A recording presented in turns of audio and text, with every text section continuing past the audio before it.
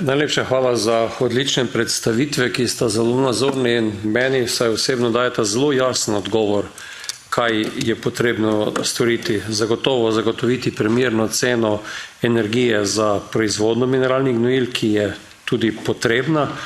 Predvsem pa je sporočilen ta drugi del, kjer govori o organskih hranilih in pa o tem, kako so ta hranila razporejena po Evropi. Zelo jasno je vidno, da je severozahodni del Evrope, ki je živinorejsko intenziven, tudi tisti del, kjer se uvozi zelo veliko žit in soje, zato je tudi založenost s fosforjem tako velika. Na drugi strani pa imamo drugi del Evrope, kjer pa ni organskih gnojil, ni fosforja v tleh.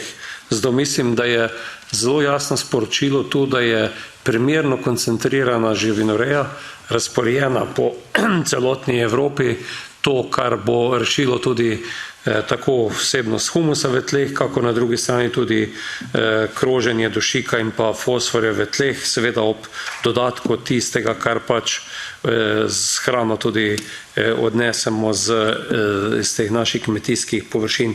In tako sam razumem trajnostno kmetijstvo, tako tudi razumem krožno gospodarstvo. Kar se tiče naših regulativ, se bojim, da smo zopet zelo površni pri pripravi dokumentov, ki jih pripravi komisija, in to govorim o direktivi o izpustih, kjer enostavno bomo omejevali živinorejo povsod. Mislim, da bi bilo potrebno zelo ciljno uravnotežiti to obremenitev po Evropi, ne imeti 4-6 GVŽ na hektar.